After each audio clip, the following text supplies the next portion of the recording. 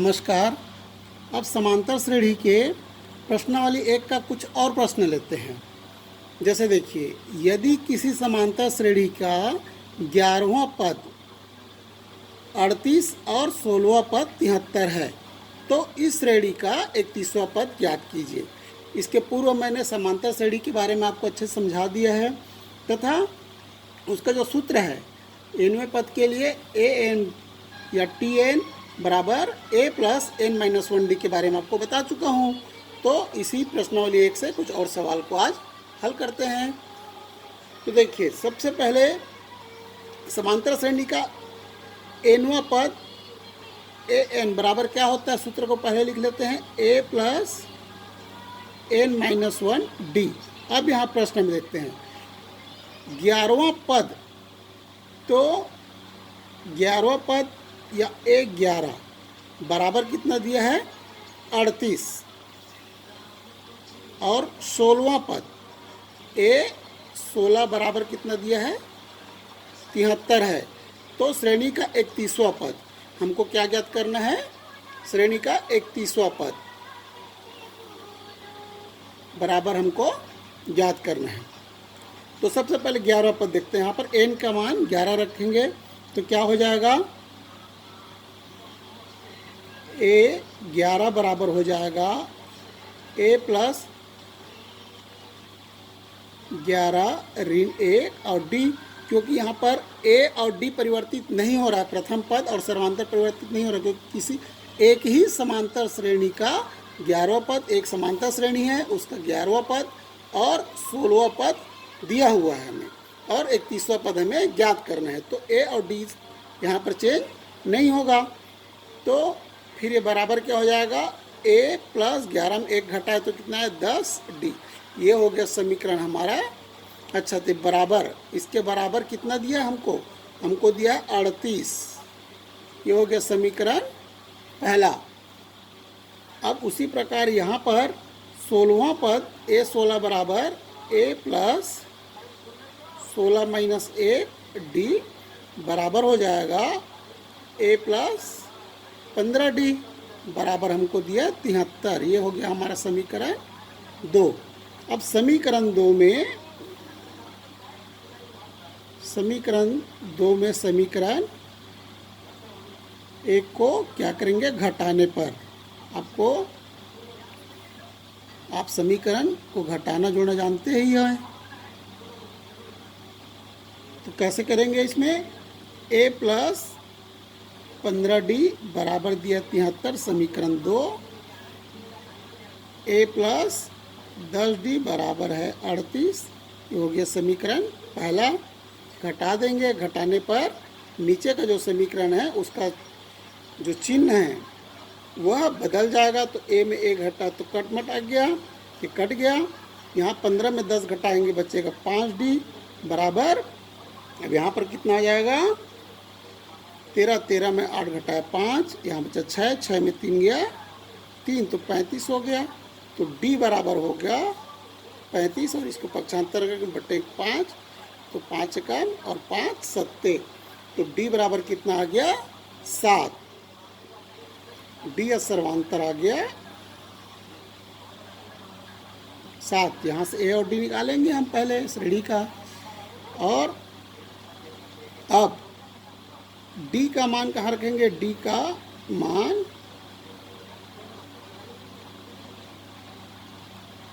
किसी भी समीकरण में रखेंगे। समीकरण 1 में रखने पर क्या हो जाएगा, d का मान समीकरण 1 में रखें तो हो जाएगा a प्लस 10 गुणित 7 हो जाएगा बराबर 38। तो a प्लस 7 दाम कितना है 70 बराबर 38।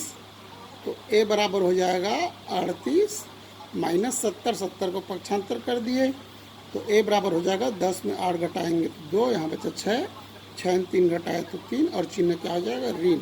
इस प्रकार हमारा प्रथम पद प्राप्त हुआ, प्रथम पद या a प्राप्त हो गया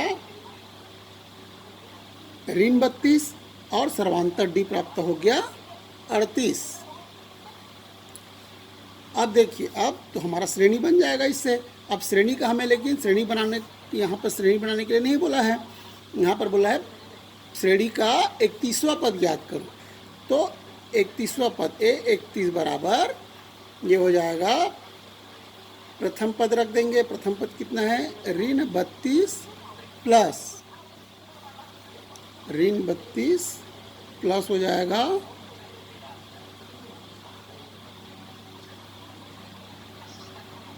31 माइनस 1, ये सूत्र में रखेंगे। और डी कितना है, गुणित 7। मान रखने पर क्या हो जाएगा, 31वां पद बराबर हो जाएगा, ये होगा ऋण 32 प्लस 30 गुणित 7, तो बराबर होगा ऋण 32 प्लस 7 × 21 210 हो जाएगा। तो दोनों का चिन्ह अलग अलग है, इसलिए जब घटाएंगे तो क्या आएगा, 10 में 2 घटाएंगे तो 8, यहाँ बचा 0, 10 में 3 घटाए तो 7 और 1। तो A31वां पद यानी श्रेणी का 31वां पद क्या होगा, 31वां पद बराबर 178 होगा।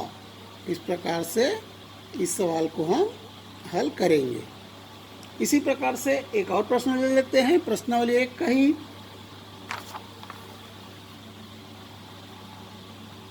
देखिए प्रश्नावली 1 का एक और सवाल लेते हैं हम।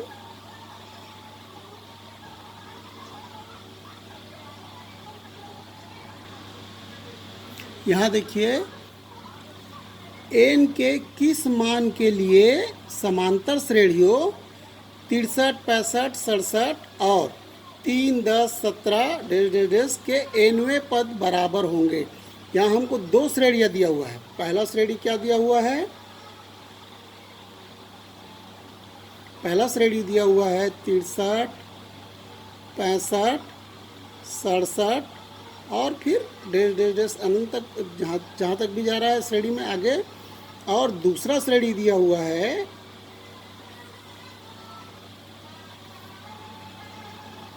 3, 10, 17 अब यहाँ 2 श्रेणी दिया है और प्रश्न क्या कहता है, n के किस मान के लिए n का मान निकालना है हमको, और nवें पद बराबर होंगे। इन दोनों श्रेणी का nवां पद बराबर होगा n का जब कौन सा मान रखेंगे। तो इसके लिए सबसे पहले यहाँ पर देखते हैं, प्रथम श्रेणी में देखते हैं। तो यहाँ पर प्रथम पद या a बराबर दिया, प्रथम पद या a बराबर 63 और सर्वांतर d बराबर कितना हो दिया है 65 में दूसरी पद में प्रथम पद को घटाएंगे या तृतीय पद में। सर्वांतर निकालने का तरीका यह है कि बाद वाले पद से उसके पहले के पद को घटाकर हम सर्वांतर ज्ञात करते हैं। तो 65 में 63 घटाएंगे तो क्या आएगा 2। और इस श्रेणी का nवां पद हमको निकालना है। तो nवां पद क्या हो जाएगा 63 प्लस n-1 और d में आगे 2, तो बराबर हो गया 63 प्लस 2n-2, तो ये बराबर हो जाएगा 63 में 2 घटा दिए तो यहाँ बच्चा 61 प्लस 2n, ये हो गया हमारा पहला श्रेणी का nवां पद हो गया।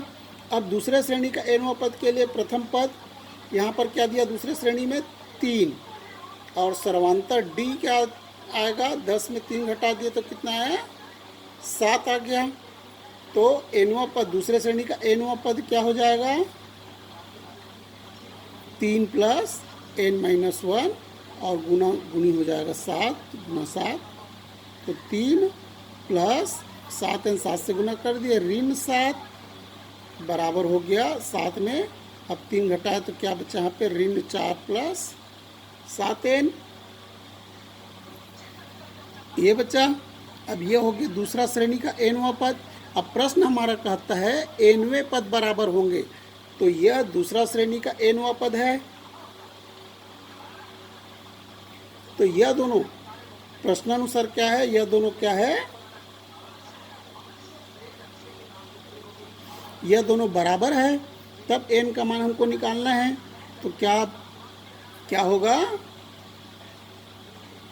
ऋण 4 प्लस 7n बराबर 61 प्लस 2n। 4 को पक्षांतर इधर कर देंगे, 2n को इधर कर देंगे, तो ये हो जाएगा 7n और यह धन है 2n में, तो ऋण 2n होगा। और ये होगा 61 में, यहाँ ऋण 4 है तो धन हो जाएगा 4। तो 7n में 2n घटाएंगे तो क्या बचेगा, 5n बराबर हो जाएगा 65। n बराबर 65/5, 5 एकम और 5 एकम और 5 तिया, तो n बराबर क्या आया, 13। इस प्रकार हमारा n का मान कितना आ जाएगा, 13। हम चाहे तो अपने उत्तर की जो बनाए हैं प्रश्न, तो उत्तर की जांच कर सकते हैं। उत्तर की जांच करने के लिए दोनों श्रेणियों में n का मान रख के देख लेते हैं। तो यहाँ पर nवां पद बराबर क्या है, n बराबर है 13। तो प्रथम श्रेणी में ये हो जाएगा 61 धन 2 गुणित कितना आया, 13, तो बराबर कितना हो जाएगा,